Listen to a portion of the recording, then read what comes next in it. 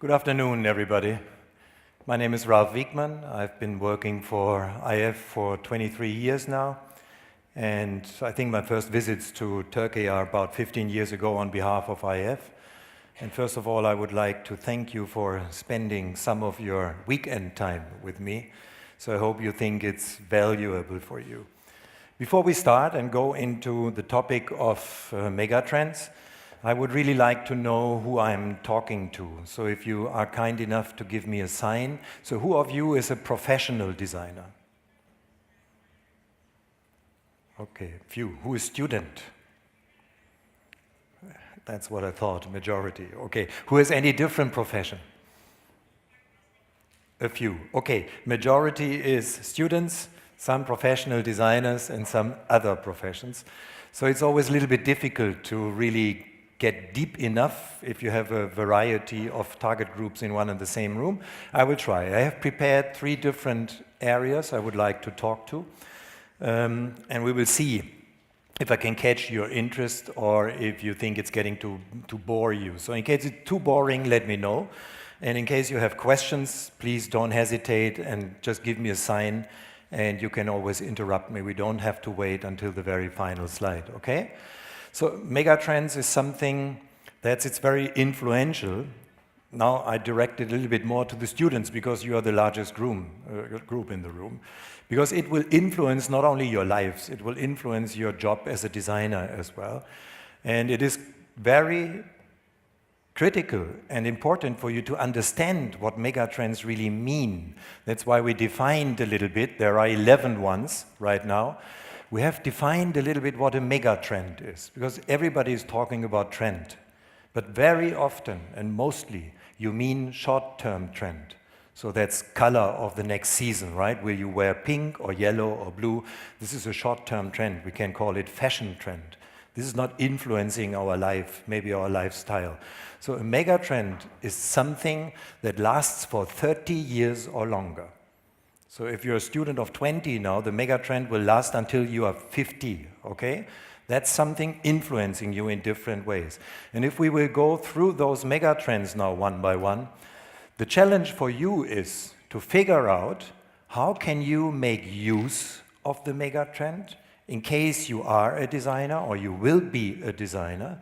So how can you really surf the megatrends, but as well make your income with the help of the megatrends? Because at least whenever you start your professional career, you will have to earn some money, right, to pay your bills and at least to live your life. So that's why megatrends can definitely help you in your business, in your design business. So that's why it is a really important thing, but it's complex. And one more thing, those megatrends are, of course, in some way connected to each other. They are related to each other. So you have to figure out which ones maybe you have a certain competence for. Maybe you are very, very good to think about health products or anything like that. Then figure out what's related to such a megatrend and how you can combine the necessary elements. So one of the first megatrends that sounds very easy is the so-called globalization. As you see here, we don't have the typical structure we used to have for hundreds and thousands of years, right? It's the first, second, and third world. They are no more existing in the old way. So the emerging countries have become economic giants. I mean, if we talk about design, we always try to relate it to design. Think about India. Right? India is one of the potential giant countries for design. Right now, it's not. But everybody expects it will be. So we cannot give a forecast when the moment has come, but we can watch carefully, we can contribute to the development, and at least from a business point of view, we have to find the right moment to step into the market as well, or think about Africa. Everybody's talking about Africa, and right now, last week, I had a discussion with one of the best trend agencies in the world, WGSN from London. They again said, yes, there was already a high expectation from Africa, but it wasn't fulfilled so far. But they say now there will be a fresh up of this expectation very soon regarding Africa, and they say this time it will come. So we will see if it comes true or not. But this so-called chaotic phase of globalization it calls for more and more complex regulations. That means nationality is losing the meaning more and more. That sometimes, if you live in a patriotic country, sometimes it is not so easy to imagine. But for example, I was born in Germany, but do I feel German? I would say I feel more European than German, or maybe I even feel more international because I have been traveling so much in my life. So yes, my roots are German, but am I German? I don't know. Maybe my behavior is, you will know, or it is not. But this is something that's losing the importance. And if you think about design, then of course it's getting a little bit more complicated. You can say a flat TV is a flat TV, no matter where you go in the world. It's one product, serves all. But if it's about specific cultural influenced product, and we lose in some way our own identity, then it's of course a little bit more difficult to find a design approach for it, because it's no longer a Chinese tea cup or tea service, or it's no longer Turkish coffee, anything like that. Maybe it's coffee or tea, but not anymore the regional one. So globalization is one which we have been following already for a couple of years, and of course it is one we feel familiar with. But again, from a design point of view, you have to think of it from a design point of view, right? How can you make use of that? What kind of services and products are not existing yet? Because you don't want to reinvent everything in existing. At least you want to invent something not existing, something new. So the second one, very important, is the female shift. I remember 5 years ago, I gave an introduction of megatrends in Korea. I was invited by Korean industries. And when I introduced this megatrend to the Korean guys, everybody in the room said, not in Korea. No female shift in Korea. Korea is a male society. We will not have a female shift. They have a female shift, meanwhile. It's the first time ever that the Korean government organization, design organization, KIDP, has a female president, first time in its history. And at the same moment, the Design Foundation, the Seoul Design Foundation, a very important government organization, has as well a female president. So this female shift cannot be stopped, at least. This is something that will happen. Yes, in many parts of our world, female are definitely paid worse than men are, even if they have the same qualification. They have more problems to really enter in a career. They have to take care of more issues than men have. But it's coming, and it's getting more and more. And of course, female have very different demands from male. So whenever female is leading a company, mostly those companies are much more social. Right? Male is about competition, about fighting, winning. Female is about communication, is about solving, is about matching. So this is much higher social competences, and that will make things for design, I guess, a little bit better. It will help to improve design, because from a female point of view, many things will be differently developed than from a purely male point of view. So that's one of the real mega trends, of the really important mega trends you have. And this is something I would definitely recommend you to think about, because from design point of view, it offers very, very many options in future, no doubt. So number 3, not new, connectivity. But again, 12 years ago, we didn't have internet and we didn't have smartphone, right? At least a smartphone we didn't have before the first iPhone came on the market. Right? When I came to Turkey, I had to use telefax, or I had to use the fax machine in the hotel if I wanted telephone, if I wanted to make a phone call, and it was super expensive to make a phone call.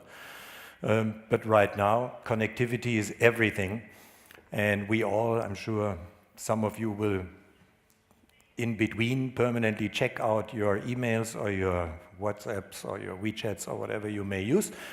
This is what we are. We are 24 hours connected. And this is, of course, a trend that includes transparency, because data will be collected, right? That means we get more and more transparent. From, again, positively seen, and we, of course, want to see it from a positive aspect. Positively seen, it means we know more and more about people. We know more about behavior. We know more about interest. We can serve them more directly. We can serve them more individually. So this kind of trend is on the one hand threatening very many people. Think about the Facebook discussions they had, the problems they solved, the security items they have to improve, everything like that. On the other hand, it helps us at least to get a certain transparency in our societies, and again, positively looking at it, it means we have new options. You, as designers, will have new options based on that. So always, again, try to think about how to jump onto that train and try to figure out how you can really be part of that development. That's a 30-year development, right? I mean, then you're almost to retire in 30 years from now. So this can really influence your design life very much. Number 3, urbanization. We are in Istanbul. This is one city that's exactly expressing what it means. More and more people than ever before live in cities, in capitals, right? So the rural areas get at least more and more empty. In many countries, we have the same fascinating development to watch and to look at. That's, of course, a big challenge for design, architecture, interior architecture. This is easy to say, but it's very difficult to solve because we don't start at zero. What we do is we face a city, every mega city is like that is not prepared for that development. It was never thought like that. It means public transportation systems can never be good enough. Apartment houses, there are not enough apartments for all the people who want to move to the city center. If you have apartments, you have no elevators, and all the elderly in the cities have many more problems because they cannot go up to the 5th floor anymore if they turn older, right? Everything is not really made universal. This is one of the core problems we have. So everything is made in some way, but not really universal. So the older you get, the more you are excluded from specific things. So this is something which can be seen threatening, but again, you cannot stop it. And these megacities become, of course, the economic hubs of the countries, of the centers. Everything else will be more disconnected. And at the same moment, they will be the creative centers as well, because this is where the creatives get connected. You find it at least in every capital in the world. This is as well the creative center, because you have subculture, you have, of course, cultural activities. Everything the creatives need for inspiration, for getting new ideas, for really watching people and figure out what kind of design is necessary, can be found more in those urban centers. So urbanization is another really important issue. And I think here in Istanbul, we can face many positive and not so positive aspects, like in other capitals, no matter if it's Shanghai, New York, or whatever we take, right? Everything in some way is similar, and none of those cities is really able to solve the problem within the coming years. Because you cannot just tear down buildings and set them up newly. No, it takes decades to develop a new structure. So that's something that will not stop within a short period of time. Silver society, that's me.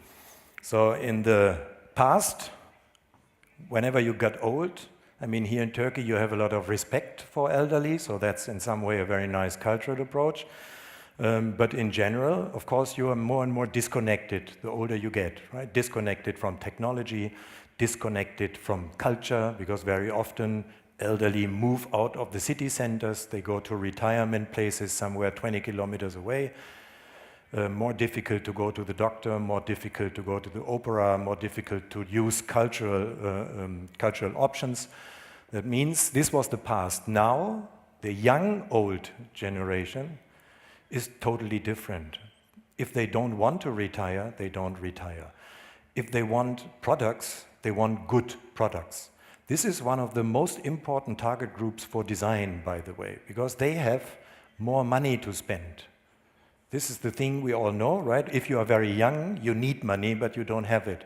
The older you get, you don't need that much money, but you have more. So this seems to be unfair, but this is the way it is in life. And at least it means this is a very interesting target group, because if you get older, you do not buy emotionally as much as you do when you are very young. Right? Then you have an emotional desire and says, I want this, yes. But the older you get, you say, do I need this? And if the answer is no, you say, great, then I don't buy it. So if you really want to convince somebody of a certain age to buy something, it must be good. Because the older you get, the more demanding you will be regarding product quality or service quality. Both can be included. So I would say this is a super, super, super big market because the demographic change is something that cannot be stopped anymore. Istanbul is a quite young country. What I heard is average age is 30. That's really young. So if you go to many other countries and cities, you will have a very different picture there, right? You can easily identify this is in average, older city. And that means many, many, many products and services are missing in those cities. So that's a big chance for you. The only thing for you is you do not immediately understand what they are missing because you don't feel like that. If you are 20 or 25, you cannot imagine how it is if you get up from the bed in the morning and it hurts. Because nothing hurts if you get up from the bed in the morning, right? So you have to figure out, you have to watch, you have to talk to your parents, your grandparents, you have to understand their concerns, maybe their problems, before you can try to start to solve it. Whenever I see conceptual work from students talking about universal design, my question is always, how do you know about that, right? So do you feel it is like that, or did you ask, did you search on that topic to figure out what it is about? So it's really important. You cannot know as a young person how it is if you turn to be 70. That's just impossible. So try to figure out how you can serve that generation, because this is a super big market. No matter if you run your independent studio, or at least if you are an employed in-house designer. That doesn't matter, right? But the market is amazingly. True, true, yes, very true. So this social design issue is coming up more and more. 10 years ago, probably we would have not it on the agenda. But today it is something which is really getting in the awareness because there is more and more pressure from outside as well. It means many companies run so-called CSR, corporate social responsibility projects. So in Japan, for example, it is a must. Every larger company, no matter if you take Sony, Panasonic, Toyota, you can name all of them, they have to run social projects. That's an obligation in the Japanese society. In Germany, it's getting so-so. I would say a growing number of companies feel more responsibility, but still a long way to go. The interesting thing now is that many young people, they only want to work for a company that has a social responsibility. So it is being turned around, upside down. So the young people say, okay, if you want to hire me, I want to know if you are a social company. If not, I don't want to work for you. That's really interesting. And as we all fight for the talents now, it means there comes from pressure from you, from the younger generation, to think about that. And of course, it includes many, many aspects. And in the beginning, it was more a minority thinking about that. But today, it's almost a mainstream to identify the needs of social. It doesn't mean it has to be social design. I mean, social itself is already more than enough. But of course, design can solve in many ways social issues. Number 7 is health. Again, this is something we get used to without thinking about it, because all of your smartphones have health functions included, right? You measure the steps you take per day, your pulse will be measured, everything like that. If you have a smart watch, you can measure everything you want. If you go to the gym or if you do any kind of exercise, you will measure and have your statistics. It became more and more important for us. And again, it is a very important thing because it helps, think about the connection, the silver society to stay healthy longer. Because it's not about getting old and then think about your pain, it's about prevention, right? What can I do to stay healthy and fit as long as possible to enjoy my life? And this is something where we have probably reached the highest limit so far. It will get higher, but so far it's the highest limit we have. Because prevention is perfect in many countries. You have extraordinary strong health systems, and the identification, the individual identification of each of you and myself, that we have to do something for that, makes us spend money on that issue. Again, I'm trying to help you to identify your business approaches for it, right? So, if you want to stay fit, we learn, it costs some money. It starts with the sneakers you may need for running or whatever you do, and it doesn't end up with your smartphone or anything you use, your Fitbit or whatever you may wear. No, it's going on. There will be more. That's a huge business. Unbelievable much money is spent on this issue. And you will see, if you check stock companies, you will see that all the companies with a health profile, their stock is doing very well because the market is permanently growing. New learning, very important. I mean, you represent the new learning. It's one of the trends where education, at least, is changing. And that includes, for example, that we have to think more and more how we can bring education to areas where it's not existing. So in the past, it was always very clear you had to move to school, to any kind of place where you were educated. But again, think about what I said, these giant markets of the future, Africa and other countries.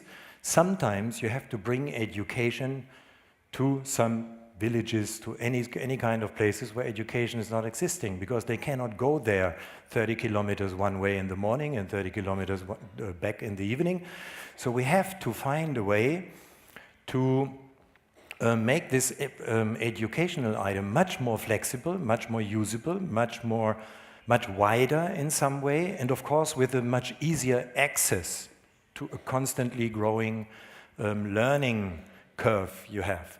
So this creative economy and the war for talents, at least, has a big influence on that. Because if you are a company and you need to hire good designers, we are in the design business, you don't care where they come from. You cannot care anymore. If you find good enough designers in Turkey, okay, then you try to find good enough designers in Korea or somewhere in Europe or wherever. That's it. So there was competition before in the group. It was a little bit about competition. Yes, there is a competition for you, no doubt. Right now in China, you have 40 million designers. 40 million designers. Every year you have 1 million design graduates. Try to imagine. They do not find jobs in China, all of them. And for Chinese, it is very easy to move. For them, it's very normal to move. They are used to that.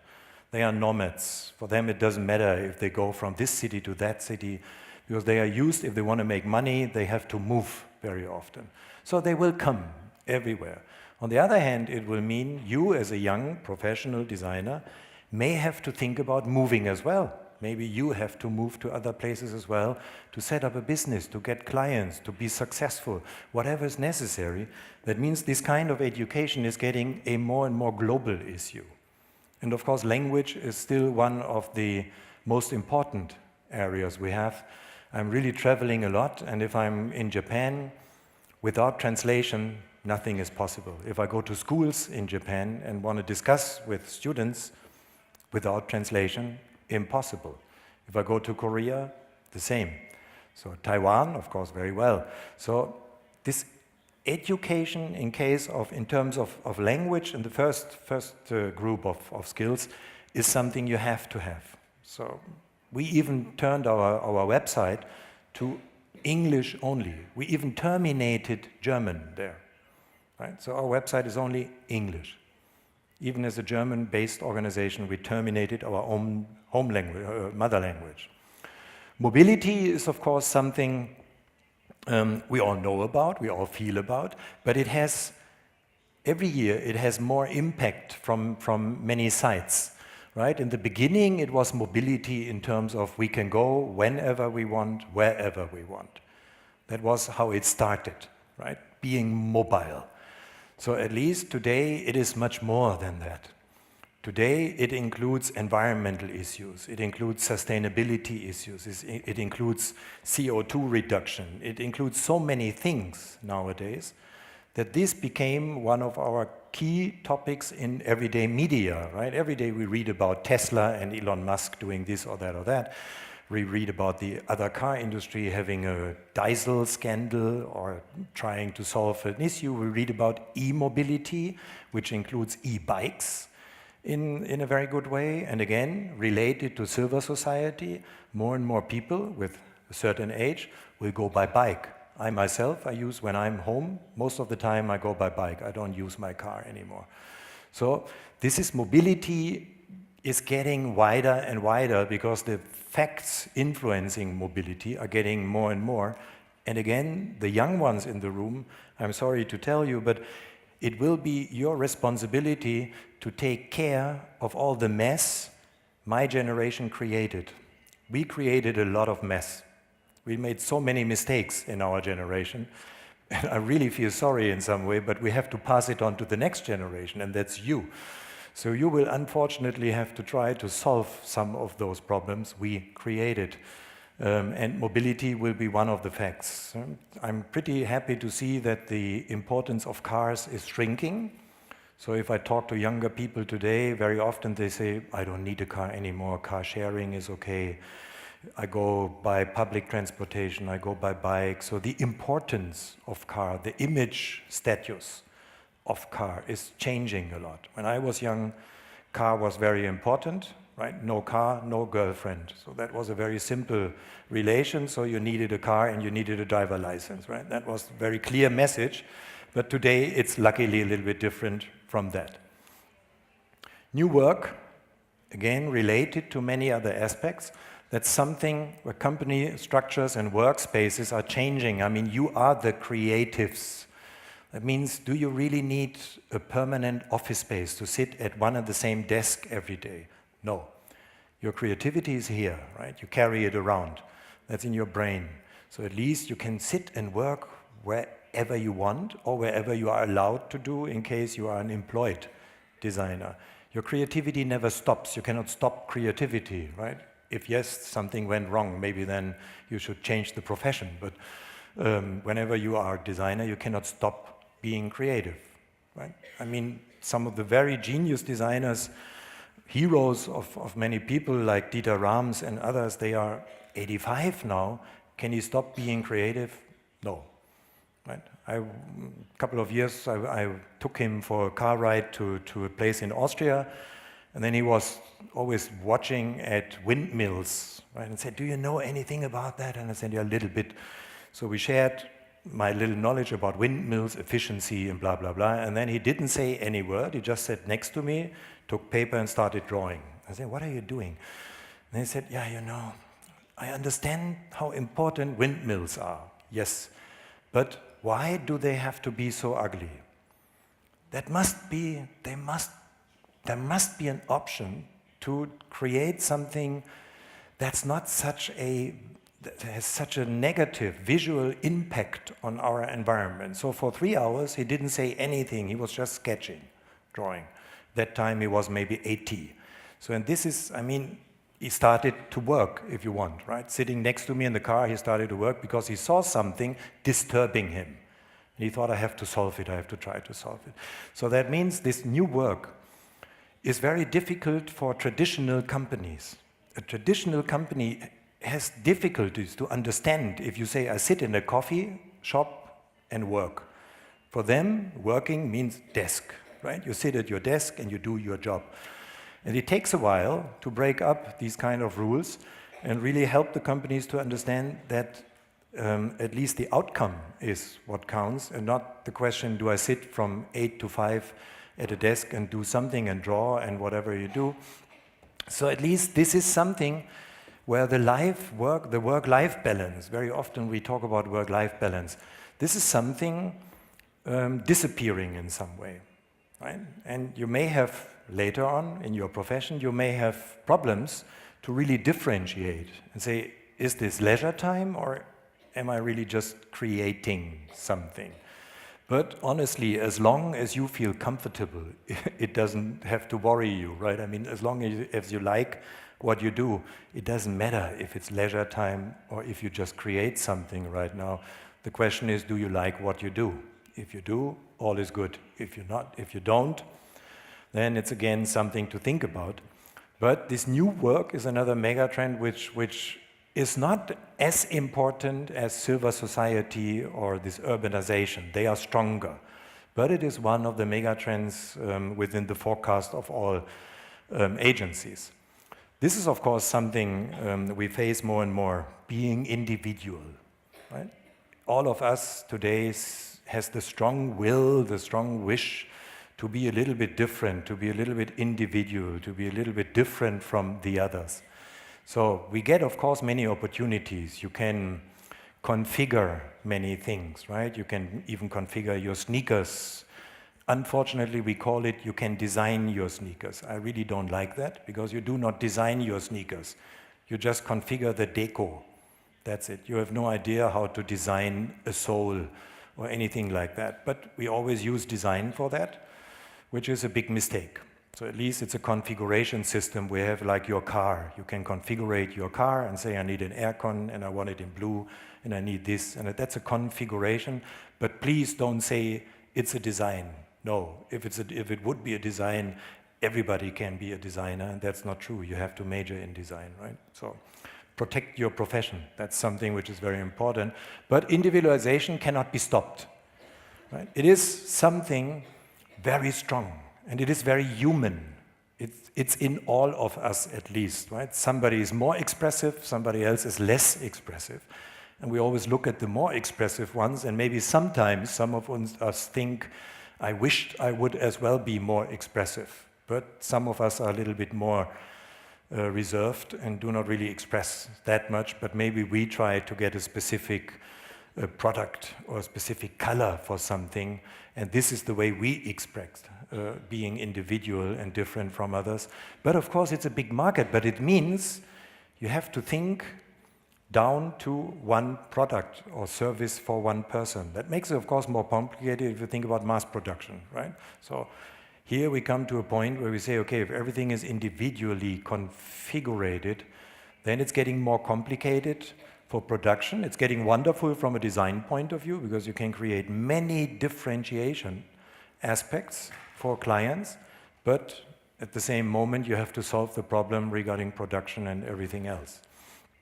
So this is a short rush through the mega trends. I would share some aspects of so-called design DNA. 2 weeks ago, I was invited by the Seoul government, city of Seoul, to talk about design DNA. I think in one of the neighbor halls, I saw something about generic design from Turkey. And I saw some products next to it. There was some explanation what generic design Turkey means. And then there were some selected products. I looked at it yesterday. Honestly, I wouldn't disagree. I think those products are not generic for Turkey. And when I started to think about it, I would say, I don't have a real answer for that question, because I think it's really complicated. But I tried, because the government asked me to give a presentation. So first of all, design and the DNA significance for a company or a country. In Korea, the question was, does Korea have a design DNA? Korea, not at least a company, Korea. So at least it helps us to differentiate from others, right? DNA is generally driven by principles and values. That's like brand DNA. And it is in some ways similar if we talk about an individual, you, me, and a company. So at least good design can convert something very commodity, into a specialized solution. Good design can upgrade a product or service to a premium area, which is what we all want. And of course, low margins and minimal and differentiation standards, low differentiation standards is not what we want and what our target groups want. But many of our everyday consumer products face this problem, right? Think about shampoo, think about all kind of coffee, whatever you have in your household.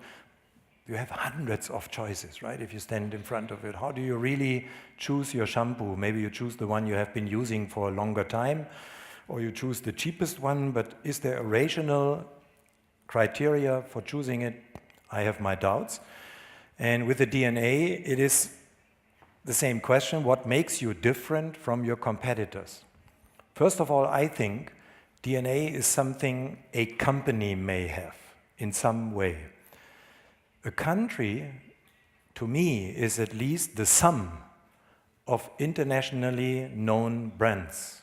And then your country is getting a certain image. So I'm from Germany. If I would ask you to make a list of German brands, you know, it will be Mercedes, Audi, BMW, Lufthansa, I don't know, right? Group of Bosch, Siemens, and so on. It will be a group of brands. If I would ask you, what's the image of Germany?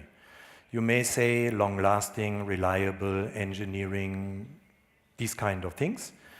And I would say it's based on the brands you know. So the image of Germany is based on the brands you know from Germany. And that's why I think a company may have something like a DNA approach. A country cannot really influence it directly. Indirectly, but not directly. So design highlights the value of your brand. And companies that invest strategically in design and branding, they can of course set a very strong first impression to client groups. And this can of course make clients feel connected to a brand. That's why I at least took Apple. Usually I don't use Apple as an example because it is millions of times used as an example for anything. But if there is a company that may have something like a DNA, then it's first of all this company. We can try to figure out why. And the positive thing is at least that they can ask 6 to 7 times more money for the same product. Because if we are rational, I mean, you're designers, you're emotional, but try to be rational for a moment, all kind of notebooks have similar functions in the same quality, right? Internet access, screen, keyboard, more or less. But what about opening the box? What about unwrapping? What about opening the notebook itself? What about starting? What about being welcomed? What about design integration from the very first moment? Finally, we give up on rational thinking and say, yeah, rationally correct. The other one can do the same things. Emotionally, I want this. Right? So that makes us spend 6 to 7 times more. And it's not the function. It's the brand and the design that makes us spend more. And there are some criteria for brand. So brand DNA, at least, is similar to human DNA, right? It's a combination of where did the brand come from, what keeps us together at least, and what's the long-term aim. And you have, this is of course a very compact version, right? You have 5 levels. So you can say the minimum level, entrance level, is presence. Do I know about it? Okay. Relevance. Does it offer something? Performance, of course. Can I deliver? Advantage. Does it offer something better than others? And then King's discipline, bonding. Nothing else beats it. This is, of course, we all wished to have that. Right? I asked myself the same questions for IF, right? Does somebody know about IF? Yes, pretty many people do. Do we offer something? Yes, I think we offer something. Can we deliver? Yes, definitely. Does it offer something better than others? Okay, getting more complicated. I think we do in some aspects, but you have to decide on that. Unfortunately, it's not my decision, it's your decision. And then the King's discipline, nothing else can beat us. This is what we all dream of, right? Nobody can beat us. So, and this is something, again, if you try to relate this, for example, to Apple. What about trust? Yes, we trust them, definitely. What about customer service? From my point of view, the weakest point of Apple. I think service is the weakest point of Apple from my personal experience and from my point of view. Price, super. They ask for high price and they get high price. Product value, very high. Content quality, at least, very good. Print material, super. Colors, well selected. Logo, outstanding. Name, outstanding. Graphic design, very good. So it means all those elements create the brand. And if you have 100 strong brands in a country, I think your country is getting an image. And maybe Korea will call it a design DNA, or I would call it a country image. At least it doesn't matter. We probably mean the same. But that's what every company or every design studio, if you run your studio, you have to ask the same questions as I just posed. That's what you have to ask, because you're in a competition as well. What makes you different from your competitors? What are you capable to do better than others? You have to answer that question. Nobody else can, but you have to find an answer, because if you don't find answers, you're average. Average is not good enough anymore in our time. So innovation and design go hand in hand for this DNA thing or brand thing. Of course, it is more easy with innovation in technology to design something new or to redesign something. And you can, this never seen before moment, right? You can create it more easy with new technology. Then designers can, of course, keep the innovation level of a brand high. That's different from a product, right? I mean, let's take Apple again.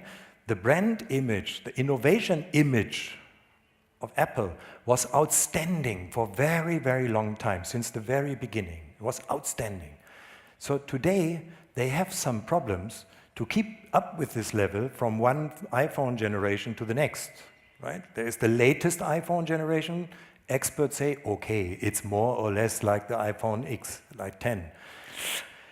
Getting more complicated, even for a company like Apple, it's getting more and more complicated now to keep up with this innovation level, because that's much more important than an innovation level for a product. Then it may be one exceptional product you created, but that's not enough, right? Today you have to overwhelm your clients and not just satisfy them. Satisfaction seems to be not enough anymore.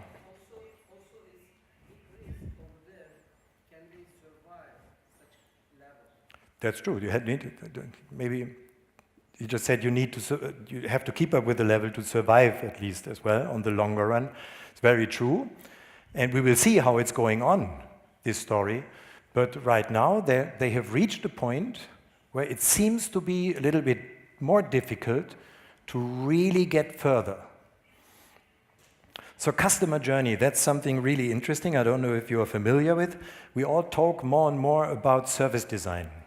This is still something very uncertain, service design, right? It's difficult to understand, difficult to really establish, difficult to sell to companies that they need a service design concept. And there are not so many service designers, mostly, right? So far, it's a small number of designers. And the best application fields I know come from Scandinavian countries. In Scandinavia, they have in Norway, for example, they have about 50 service designers per year.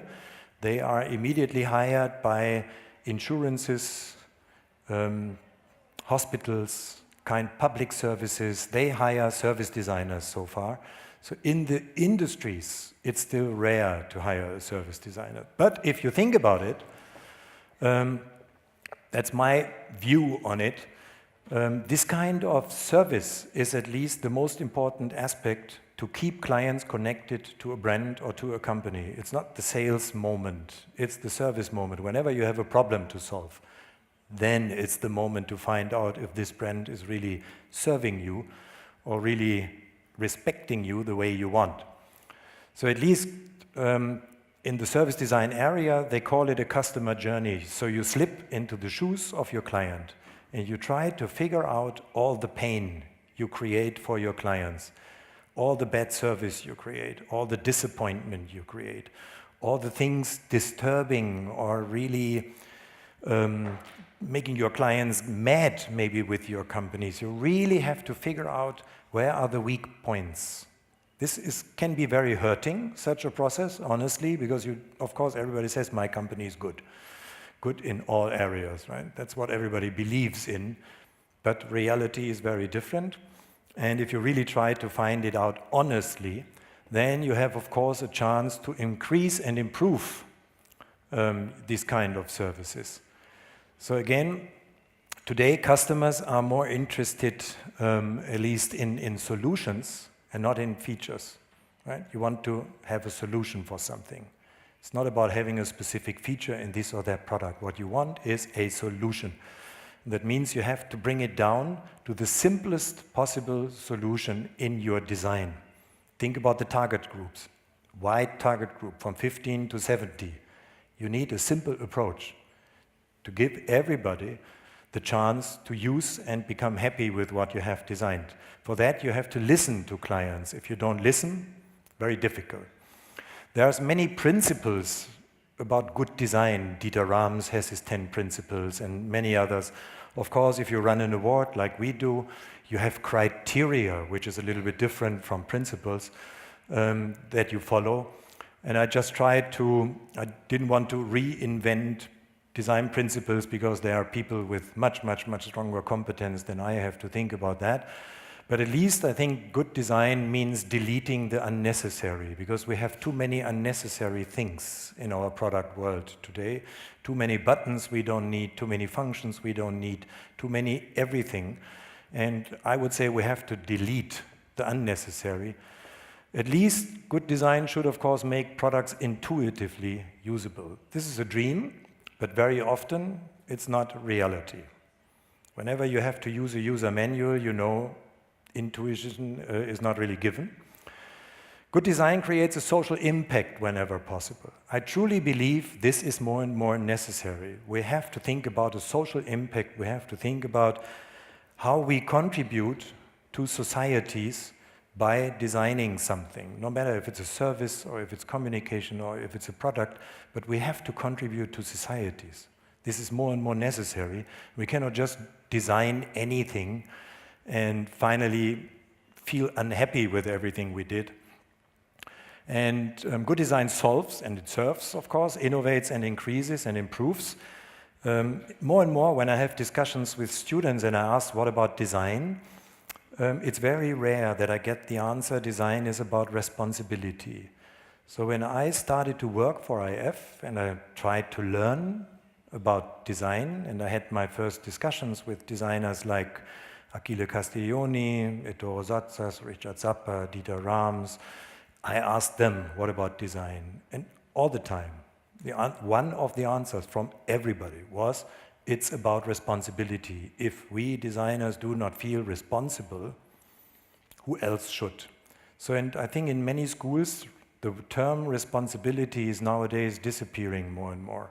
I think it's a mistake, honestly, because somebody has to feel responsible, and creative have the best preconditions to feel responsible, because you think about humans. You do not just think about technology. You try to think about humans, you try to focus on solutions, you try to solve something in the interest of somebody, very important. And that's why I think responsibility is hard to carry. I know that very well, but let's see it as a chance as well, because if nobody else is trying to feel responsible, then we should feel responsible and accept the responsibility. Of course, that was one of the questions from the Koreans as well. How can an award at least support my business? And here we have to be very honest. Every award organizer should be very honest with that.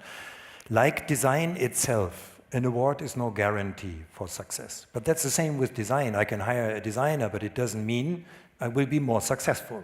It's not forgiven, right? Not just for granted. So, but a reliable award is very important for design consistency of a company. We have companies that have been applying for 50 years. 50 years, right? For them it is very important to every year figure out, are we still good enough with the latest generation of products to get an IF award? This is for them, regarding consistency, a very important issue. An award can be, of course, important information for the top management, for many in-house designers. Sometimes this is the key reason to try to win an award, to have an option to go to the top management and say, you see, other designers, experts, confirmed we did a good job. right? Because you as an in-house designer, of course, you tell your boss, without me, nothing would work in this company. And he may say, okay, but I do not really believe you. How can you prove it?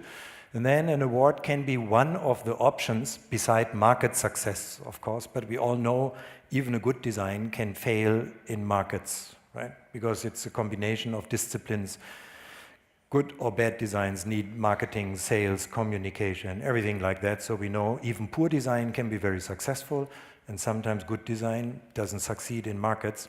But an award can give a kind of confirmation for top management as well. An award is an important message to clients. I truly believe in that, because it means we try to do good design for you. And this is one of the proofs we have that we did good design for you.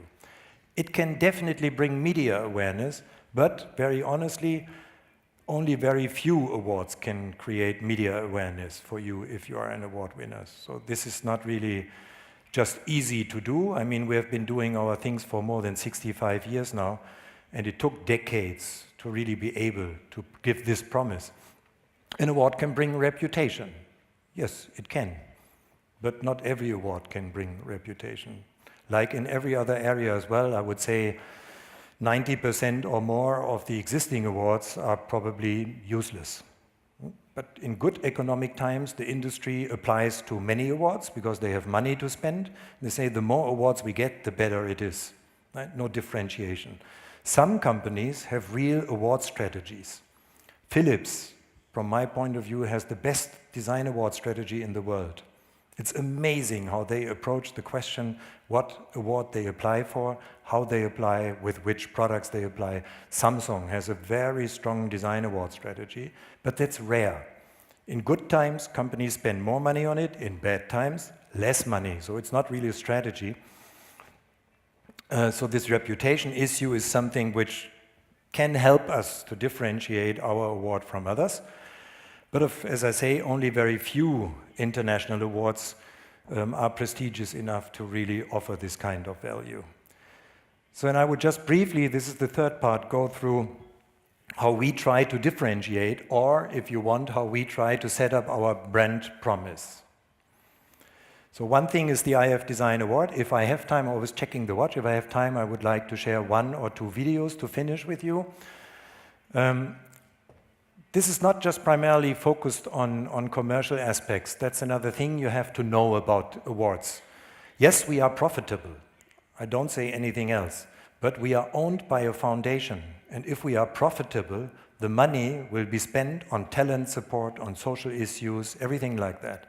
Other award organizations are purely commercial. It's not about design promotion anymore. It's about maximizing the income. That's what they have in mind. That's okay, it's a business, but for us it is important to know that if we are more profitable, the money will be reinvested into design issues. That's a very important thing. So that's why our jury system, many of our judges luckily say it is probably the best jury system in the world right now. It's hard to catch up with that. It's really a big work. It costs a lot of money. The jury, just the jury of an IF Design Award costs 500,000 euro. So that's a big number, as you can easily imagine. And it means it is a lot of preparation, and it is a hard work, and it is not easy to get so many qualified jurors together, and. So we have benefits, what differentiates us, right? So if you win an IF award, you can use a large number of benefits. Of course, you can use the logo, but there is never an additional fee. Whenever you pay one-time award fee for IF, you can use the logo for the next 50 years or 100 years as long as your product is on the market. There's never an additional or hidden fees. Many awards have hidden fees. 1 year later, you get a new invoice and you don't know why. We don't have that. We don't want that. We want to be transparent. We want to be easy to understand. So we have a World Design Guide profile. This is our website. And every month we have visitors from 190 countries on our website. So we promote your award-winning design globally. That's what we do. All year long, never stopping. So many, many other elements we offer. Of course, companies use it for advertisement, like here, Volkswagen or others, that's included. We have a very nice award night. That's what I want to share with you to finish, with 2,000 guests. But the important thing is not the 2,000 guests. The important thing is they come from 39 countries. Try to imagine. People come for one night from Japan, Australia, from all over the world for one night. They spend a lot of money. Some have really high transportation costs to come from somewhere to Munich, because this is one of the key events in the design community. This is where you meet. This is where you meet client side and design side. This is where we celebrate design in a way we think it should be celebrated. And I have no problem with the number of 2,000. If it's 2,000, 1,500, 2,500, honestly, I don't care. But the 39 countries, this is what I'm proud of. That makes me very proud. So, of course, this is not easy. IF is not easy, because it has a long tradition. And honestly, the average quality of the design we receive is very high. So for beginners, it can be very difficult to win an IF award if it's not really a very well done design. But if you really want to compete with some of the best companies in the world, then this is definitely one of the rare choices, I would say, to apply for. What we do is we have, as I said, a foundation. It's, of course, a non-profit foundation. I think is always non-profit.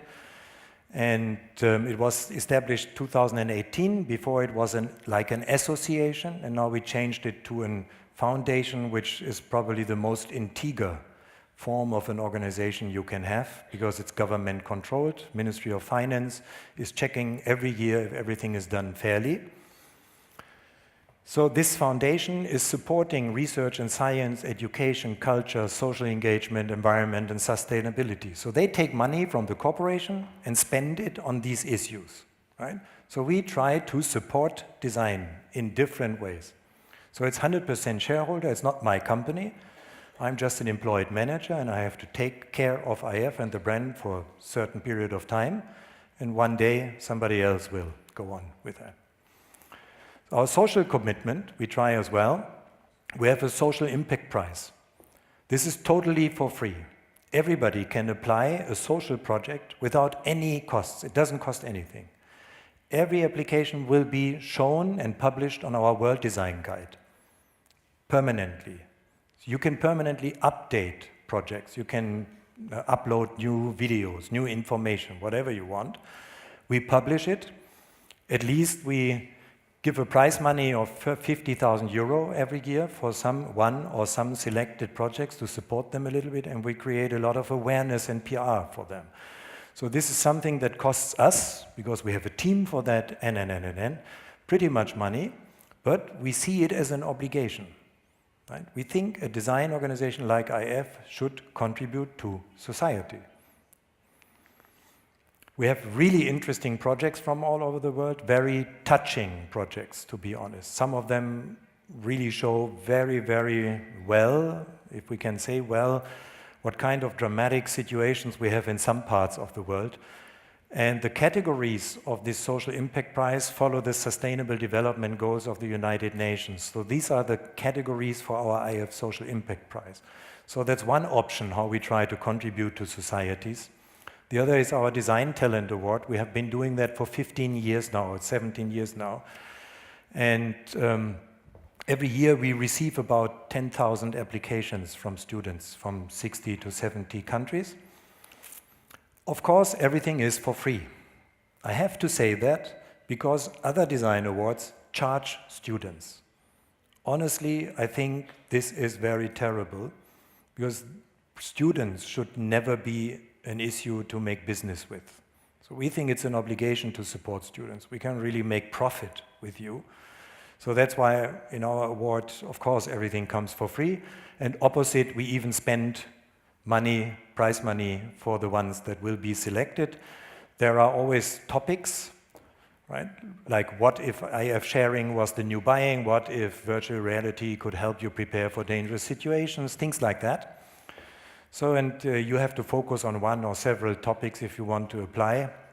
And then we have many jurors from all over the world helping us to make decisions. That means we treat you, students, we treat you in the similar way as we treat professional designers.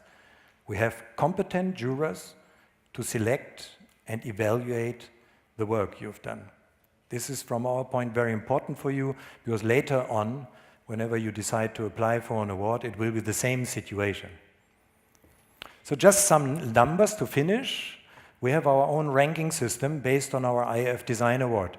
So the top 3 of Turkish in-house design teams in the past 5 years, 2014 to 2018, you see Arçelik, Vitra, Vestel, they are top 3 in our ranking. External design studios, top 3, you see Designum, MG Design, Aykut Erol Design. Top 5 of Turkish manufacturers, Arçelik, Vitra, Vestel, Samet, Seranit Group. Top 5 Turkish industries, most entries came from kitchen, walls, floor, bath, office, home furniture. And we tried to give a picture of countries from Europe and included Turkey in the past 3 years. This is a ranking of the past 3 years. In the past 3 years, Germany was still on top, followed by the Netherlands. Imagine, small country, but such a high design quality. Then Switzerland, Italy, UK, Austria, Sweden, Turkey, Denmark, Belgium. So there's room to improve, of course, for Turkey and for us. So, and of course, we try to use the room to improve in every aspect. And that was at least what I wanted to share. And maybe I'm missing 1 minute, but I would like to ask you still, then it's maybe a little bit 1 minute or 2 minute overtime to show the award night video, please. Let's see. It's coming. The IF Design Award Night. 2,000 guests from more than 40 countries, from design, business, culture and politics.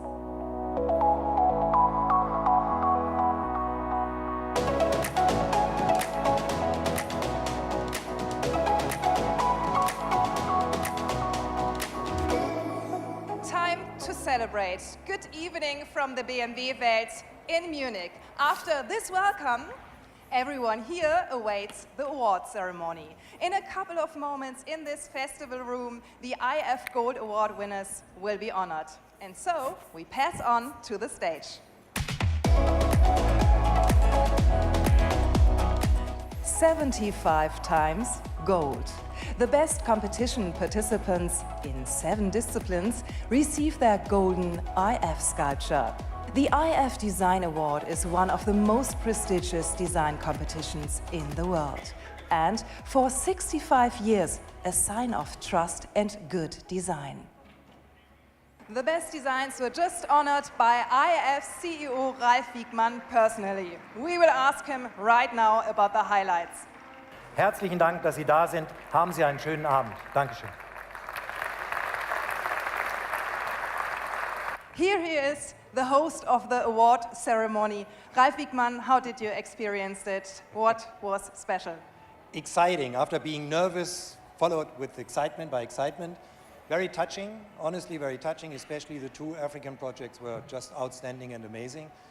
And at least now I'm really happy that everything is over. Wonderful, and we will have a look at the winners, of course.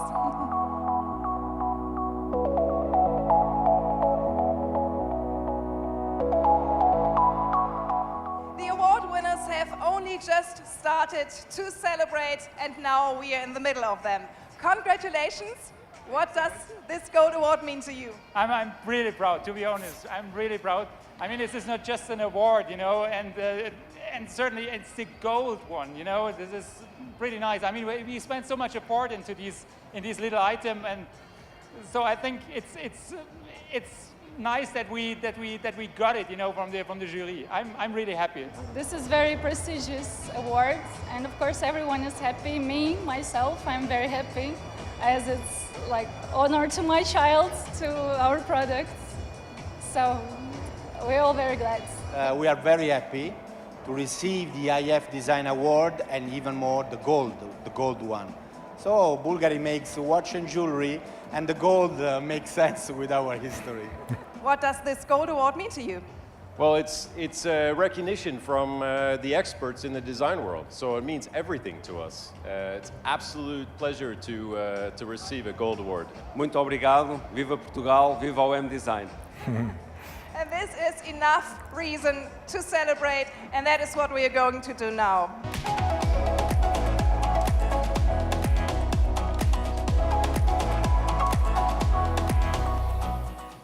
With a great after-show party, 2,000 guests and award winners celebrate the Summit of International Design. And we are already looking forward to the next IF Design Award Night 2019.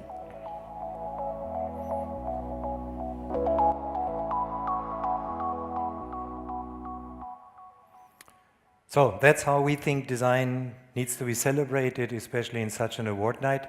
I would like to thank you for your attention. Of course, in case you have questions, I will try to answer. And for the organizers, in case somebody has an interest in the presentation, you can, of course, share the presentation with others. It's free for you to share it with somebody who has an interest in using it or in some way checking it out. Thank you very much. It was a pleasure.